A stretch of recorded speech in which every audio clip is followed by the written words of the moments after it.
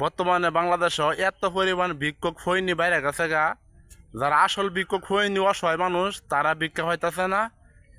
নতুন ভিক্ষুক যারা আছে, সুবিধাবৃত্তি ভিক্ষুক, অভাবী ভিক্ষুক, স্বভাবী ভিক্ষুক, তারা মানুষের সাথে এমন একটা ভাব দেখা যেমন এক বেলা খাইতারে না।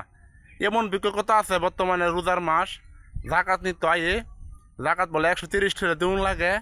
মানুষের কিছু কিছু মানুষের 200 টাকা দিলে 200 টাকা দিলে যারা জাকাত দেয়, যারা নেয় জাকাত নেয়, হ্যাঁ একবার যে জাকাত দিয়ে বইলারে 200 টাকা কেমন দিচ্ছুন, 200 টাকা তো লঙ্গি কিনে যেতাম না।